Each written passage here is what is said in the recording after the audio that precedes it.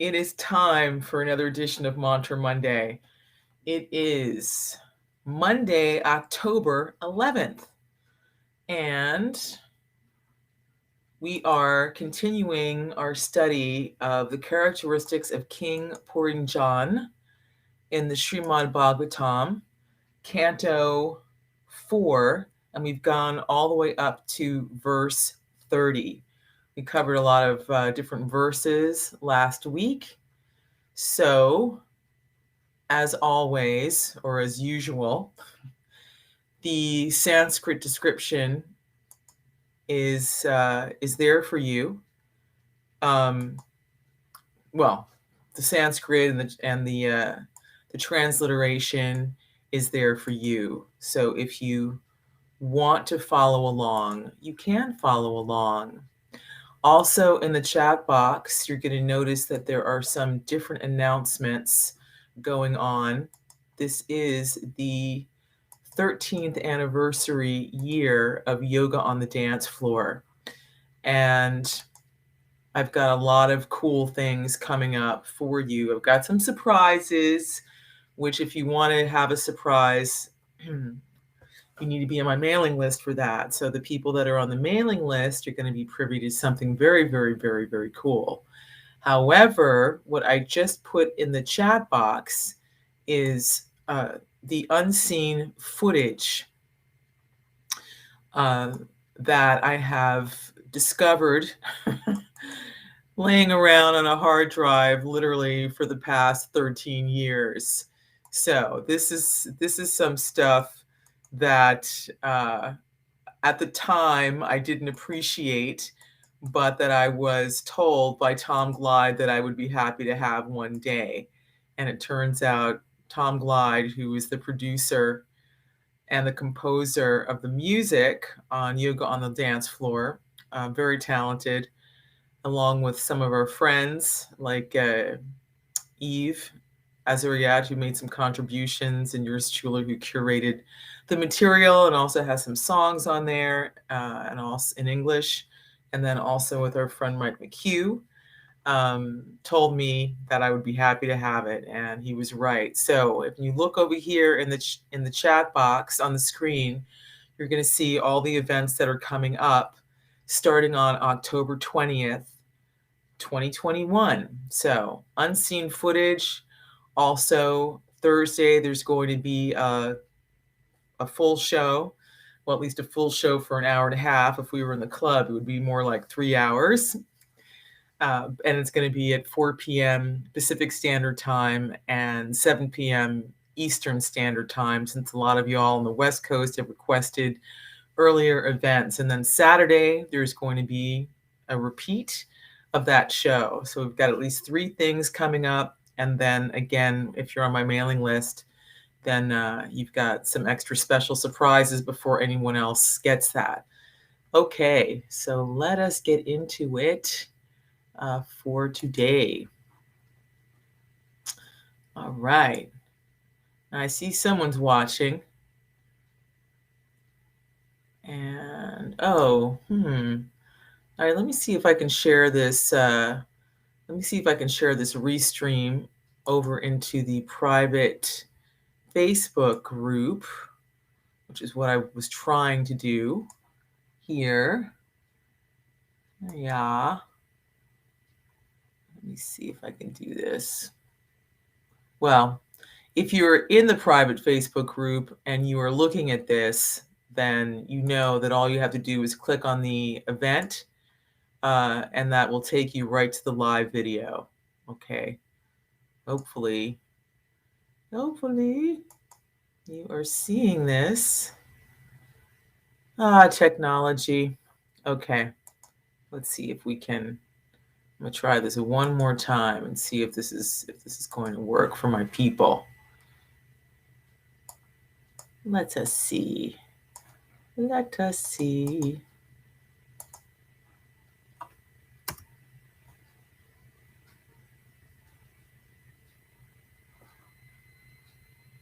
Anyway, how are y'all this morning? How is the weather where you are?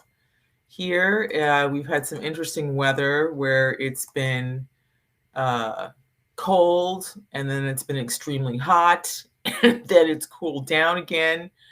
So, we had a lot of rain, which is kind of unusual for this time of year here. But that being said, we certainly have had plenty of fires and all of that. So we desperately need the water. So we're not going to complain about that. And off we go to the races. So let's get into it. This is text 30. So last week, we left off with King Puranjana. Remember, Puranjana means the living entity or the soul that is within the body, the soul that is embodied in a body made out of the material elements, was sweet-talking the queen. He was sweet-talking a young lady that he discovered and asking her basically, well, you look like you're an angel or you've fallen down from heaven. Right, he was comparing her to the goddess of fortune. He was comparing her to Mother Saraswati. He was comparing her to, let me see, another very powerful lady, the goddess who is married to Lord Shiva. But then he noticed that she wasn't carrying a lotus flower and that she wasn't actually floating above the surface of the earth. So that's an interesting point. It's just to show that when there are living entities, that are coming here from other planets, they actually don't even touch the earth. They float. Okay, moving on. I'm going to read the Sanskrit first. Yad eṣaḥ māpāṅga-vikhaṇḍitendriyaṁ savrīḍa-bhāva-smita-vibhramad-bhruvā tvayopasṛṣṭo bhagavān mano-bhavaḥ prabādhate thānugṛhāṇa śobhane. Now I'm going to pick a melody to sing this Sanskrit verse, which is very healing and very purifying. Yad eṣaḥ māpāṅga-vikhaṇḍitendriyaṁ savrīḍa-bhāva-smita-vibhramad-bhruvā tvayopasṛṣṭo bhagavān mano-bhavaḥ prabādhate anugṛhāṇa śobhane. Yad eṣaḥ māpāṅga-vikhaṇḍitendriyaṁ savrīḍa-bhāva-smita-vibhramad-bhruvā tvayopasṛṣṭo bhagavān mano-bhavaḥ prabādhate anugṛhāṇa śobhane. I'm going to read the word-for-word translation. Yat, because, eṣaḥ, this, me, apāṅga, by your glances, vikhaṇḍita, agitated, indriyam, whose senses or mind, sa-vrīḍa, with shyness, bhava, affection, smita, smiling, vibhramat, bewildering, bhruvā, with eyebrows, tvayā, by you, upasṛṣṭaḥ, being influenced, bhagavān, the most powerful, manaḥ-bhavaḥ, cupid, prabādhate is harassing, atha, therefore, anugṛhāṇa, be merciful, śobhane, O very beautiful one. Translation. Certainly, your glancing upon me today has very much agitated my mind. Your smile, which is full of shyness, but at the same time lusty, is agitating the most powerful cupid within me. Therefore, O most beautiful, I ask you to be merciful upon me.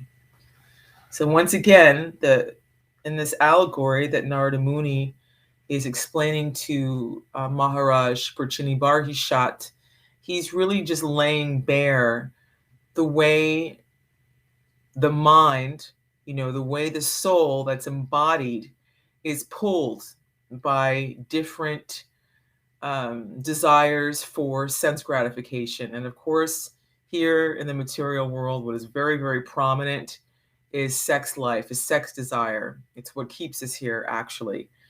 And this whole description of the eyebrows and the glances in the eyebrows, kind of shy but flirty, having an effect on this hero, King Puranjana. I came across a little reel on Facebook yesterday of Angelina Jolie and Brad Pitt way back in the day. This is before they were married, and I think it was from the Mr. and Mrs. Smith days. So they were probably doing a like a publicity tour, and the camera, first you see Brad's face, right? And he's kind of embarrassed, but sort of delighted and blushing and kind of agitated and feeling a little awkward and smiling. And then you're like, well, why is this going on? And then the camera zooms right to Angelina Jolie's face, her eyebrows, her eyes, and her smile. So, she's basically making eyes at him, and then it goes back to Brad, and Brad is like butter. He's completely melted.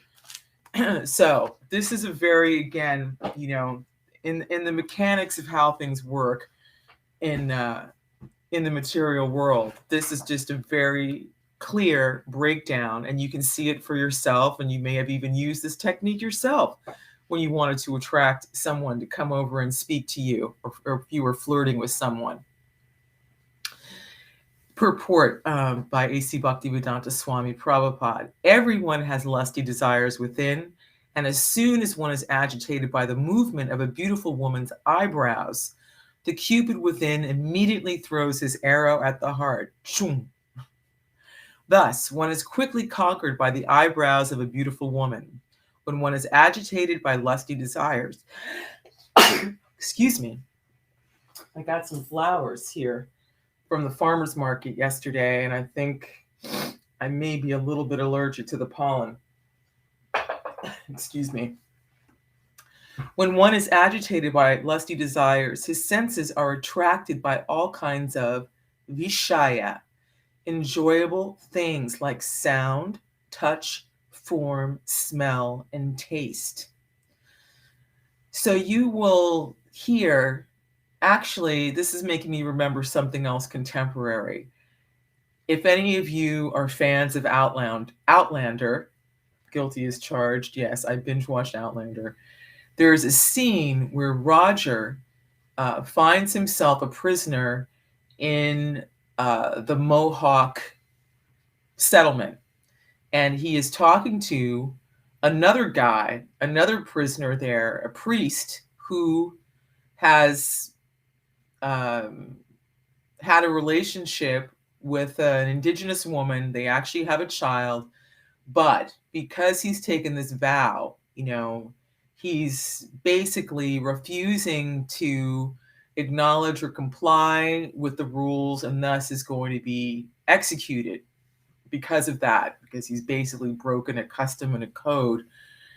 And so Roger and he are having this conversation, and Roger's basically trying to tell him, yo, man, I mean, just, you fell in love with this woman. It's okay. I mean, God's not going to condemn you because you fell in love with this woman. I mean, do you really want to be like executed? You have a kid now. Be responsible. And then they go into this thing where they're both remembering their loves, right? So Roger says something like, yes, I can't forget the sound of her voice. I can't forget her laughter. And then the priest says something like, and the movement of her hair, and the look in her eyes. And they go through this whole thing.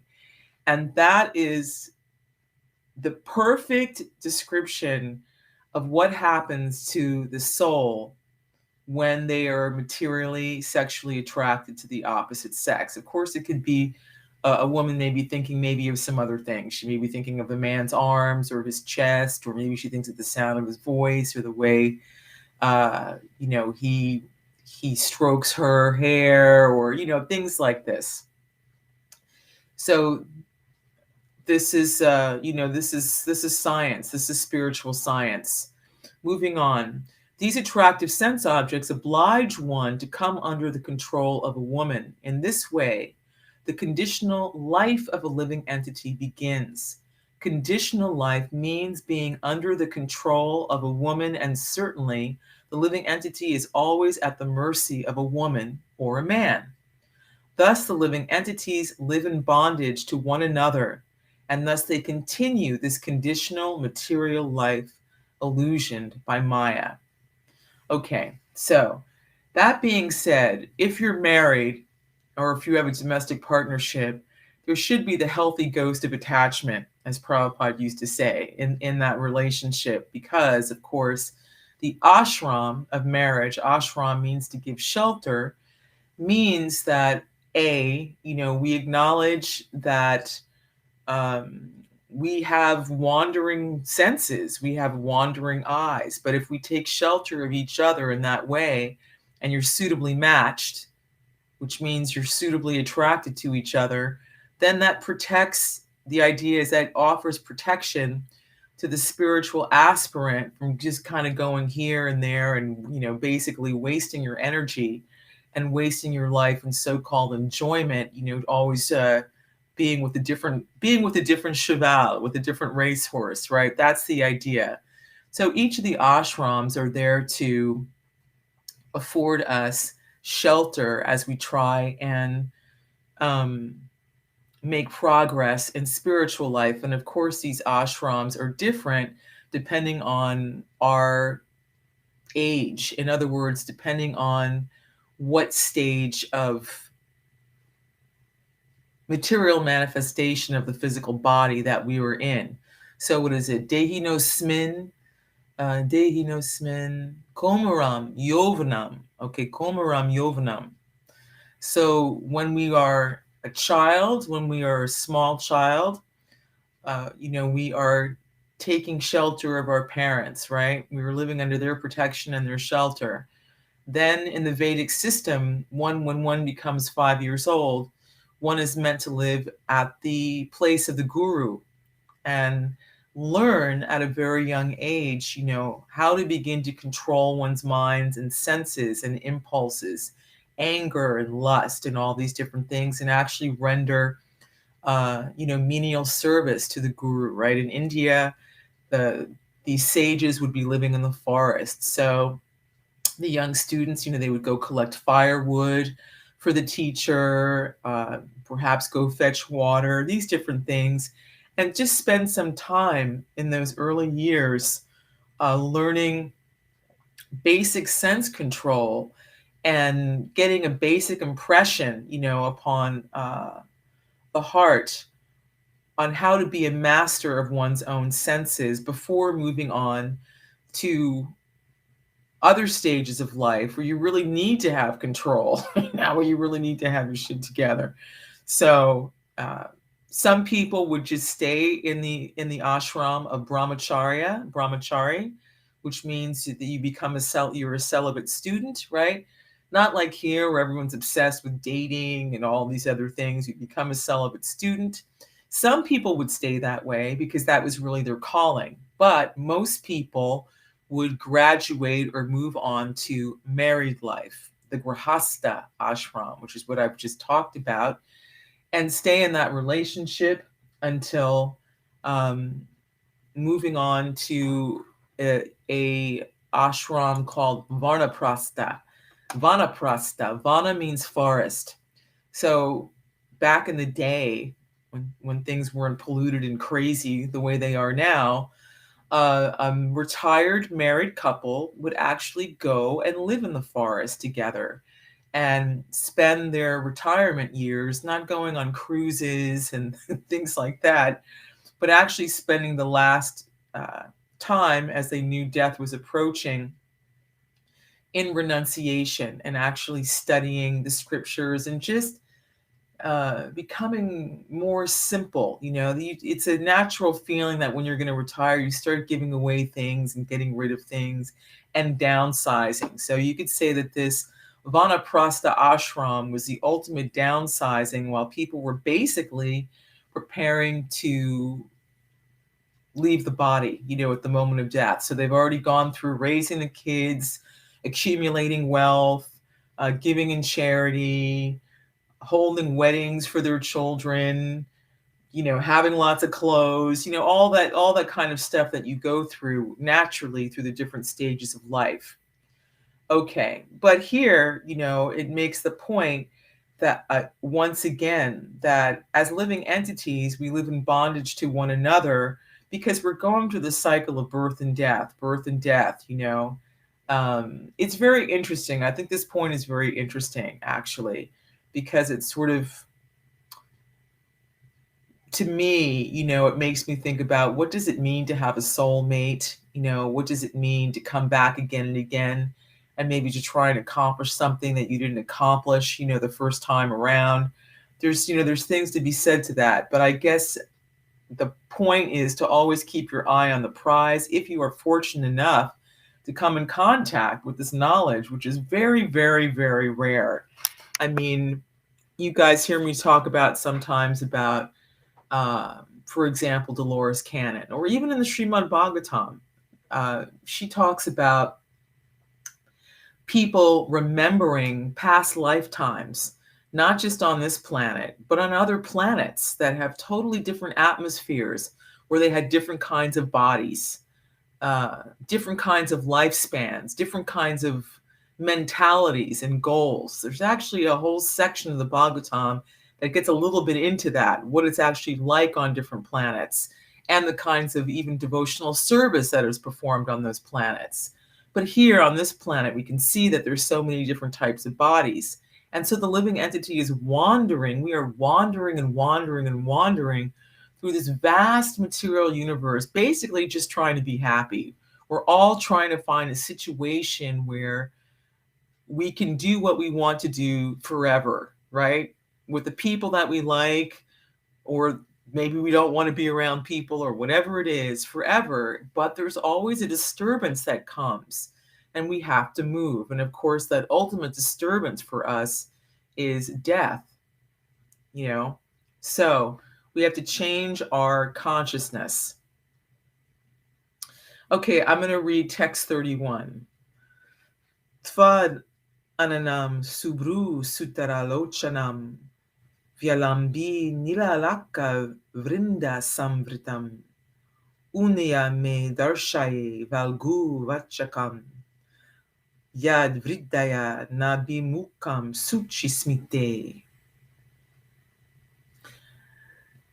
Translation word for word: Ivat, your ananam, face, subru, having nice eyebrows, sutara, with nice pupils, lochanam, eyes, vyalambi, scattered, nila, bluish, alakavrinda, by locks of hair, samvritam, surrounded, unya, having raised, me, unto me, darshaya, show, valku vachakam, having words very sweet to hear, yat, which face, vridaya, by shyness, na, not, abhimukam, face to face, suchi smite, a woman with lovely smiles.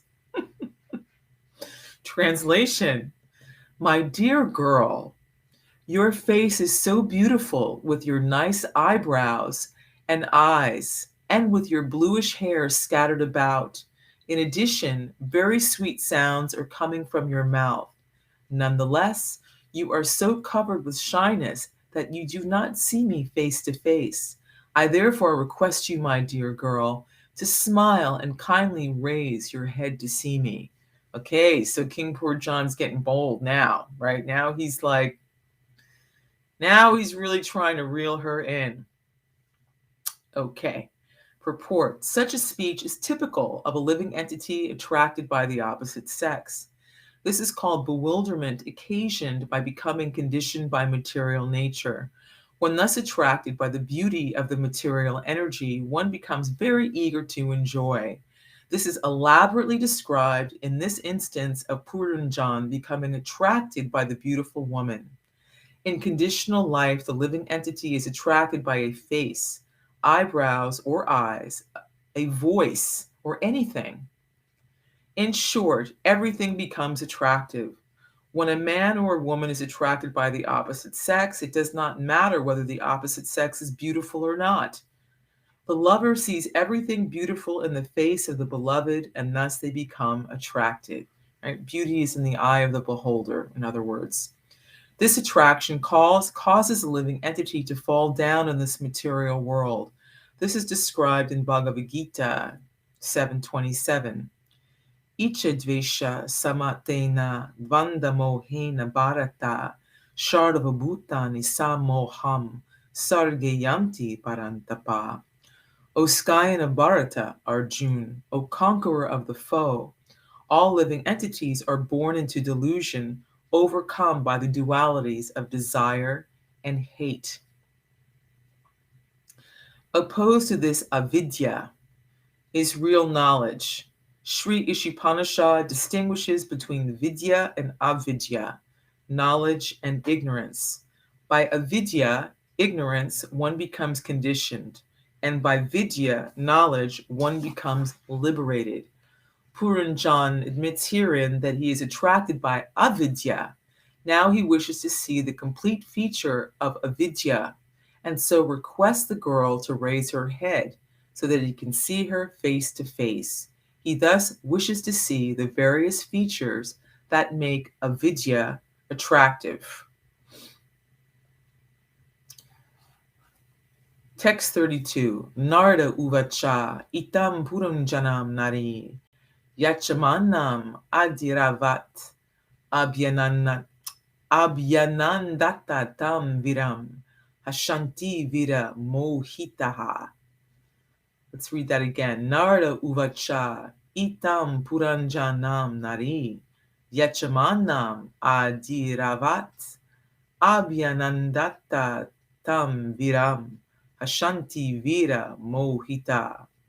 Narada uvacha itam puranjanam nari yachamanam adiravat abhyanandata tam viram hashanti vira mohita. Narada uvacha, the great sage Narada continued to speak. Itam, upon this, puranjanam unto Puranjan, nari, the woman, yachamanam, begging, adiravat, being too impatient, abhyanandata, she addressed, tam, him, viram, the hero, hashanti, smiling, vira, O hero, mohita, being attracted by him. Translation, Narada continued, my dear king, when Puranjan became so attracted and impatient to touch the girl and enjoy her, the girl also became attracted by his words and accepted his request by smiling. By this time, she was certainly attracted by the king. So now we've got the energy going the other way. Purport, by this incident, we can understand that when a man is aggressive and begins to woo a woman, the woman becomes attracted to the man. This process in the Bhagavatam, Canto 5, Chapter 5, Verse 8, this process is described in the Bhagavatam as Pumshaha Striya Mituni Bhavam Etam. This attraction is enacted on the platform of sexual life. Thus, the sex impulse is the platform of material engagement. This conditional life, the platform of material sense enjoyment, is the cause of forgetfulness of spiritual life. In this way, a living entity's original Krishna consciousness becomes covered or converted into material consciousness. Thus, one engages in the business of sense gratification. All right, so that's basically the point of this week. This is just showing, how we become attracted and how we become forgetful. It doesn't have to be this way, but it is by and large that way for the majority of the population. I mean, just look around. The songs about it, this constant, especially here in the West, but even in India, all these Bollywood movies depicting romance and love, and you'll see there's always this big elaborate, choreography going on, the boy, the girl, and each one trying to catch the other's eye, and then the sweet talk and the zillion dance numbers around that, and then, ultimately, maybe some intrigue, and then, ultimately, marriage. So it doesn't have to just be, that we enter into this and then we become completely forgetful. And then at the end of our lives, we're like, oh, snap. I actually didn't do anything. I didn't make any advancement at all. Our homes can become a spiritual sanctuary. Our relationship with our significant other, with our spouse, can actually be a source of protection, not just material protection, which is an important element of life, of course, but also it can become a source of protection in other ways by, reading together, or just by the way you cook, by the way you cook and the way you offer your food and you eat that spiritual food together, the way you actually can instruct the child or the children that you're rearing to become gentle souls, right? To become gentle Vaishnavas who understand not to do harm to other living entities, not to do harm to animals. And by just learning to live a much more simple life by controlling yourself, not being feeling like you have to go hither and thither and basically keep up with the Joneses by acquiring so many different things. So, this is not to suggest that your life has to be dull or boring, but it's just something that we're not really accustomed to here. Even our churches, right, are like mega churches. In other words, the pastor maybe having a lot of flashy vehicles, or maybe amassing millions and millions of dollars, but are they distributing in charity?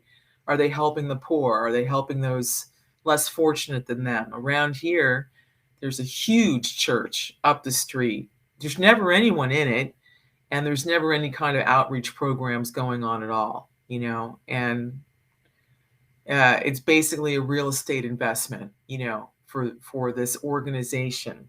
And it's a shame, especially with everything that's going on today. I pass so many people here that are living in miserable conditions.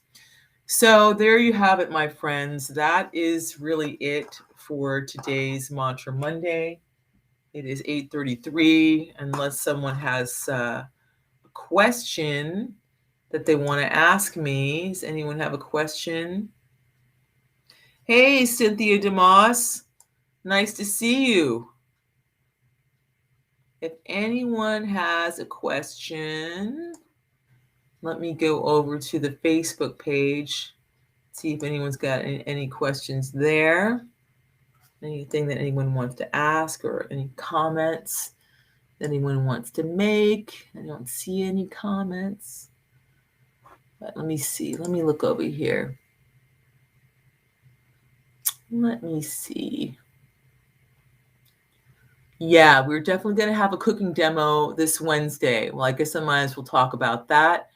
So I am showing you guys some different gluten-free recipes because that has been requested. This is an issue for a lot of people. But of course, they are vegetarian/vegan recipes, because it's something that I, at this point, more or less take for granted.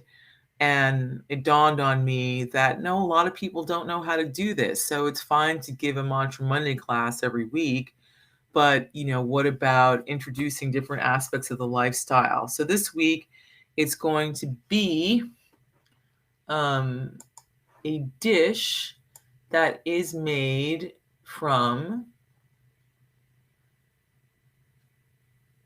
Jamuna's table. Jamuna was a fabulous, fabulous cook, and she did a couple of cookbooks. This one is going to be a cauliflower and cheese croquettes with horseradish potatoes. So this dish can be made either completely vegan, or it can be made with, with Swiss cheese. And I'm going to be showing y'all how to do that in the private Facebook group this Wednesday. So the ingredients are pretty simple. All of us can get a hold of potatoes. We can get a hold of cauliflower. You might even have some horseradish in your condiment section in the refrigerator. The other thing that we're going to use is a jalapeno chili. We're going to be using white pepper.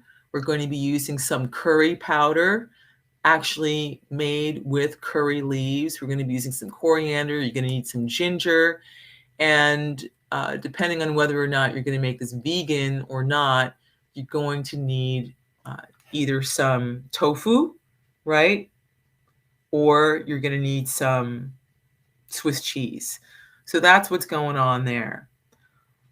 All right, so don't forget to RSVP to the different events here that you find in the chat to celebrate the 13th anniversary. Oh, you're so welcome, Cynthia. It's so nice to have you on here, and I hope that you can join for the Yoga on the Dance Floor live stream concerts. So that's going to be October 21st, and then we're going to have another one Saturday, October 23rd. And then you'll see here that there's the unseen footage premiere that's happening on the 20th. I thought that would be a good way to kick things off. Please subscribe to my YouTube channel. You can also, and you'll see there when you go on the YouTube channel, you'll see that there's the premiere button right there. So you want to hit that bell so you know when it's going to go live, because it's going to go on a schedule. It's going to be like 4 p.m. Pacific Standard Time, and I'll be watching with you. So if you have any questions or comments, and also you might want to put on your dancing shoes, the whole presentation is going to be like 54 minutes, but part of that is going to be some music as well. All right. Well, thank you so much for being here. I really, really appreciate it. Also, please follow me on Instagram, because I am telling a lot of the story visually of behind the scenes and what went into touring and different stops and this whole journey of yoga on the dance floor since 2008. It's quite a trip, and it's a lot of fun uncovering these things for you. Of course, if you follow me on Facebook, you'll see the posts coming up there every day as well. Namaste. Namaste, Cynthia. Okay. Bye, everyone. Have a great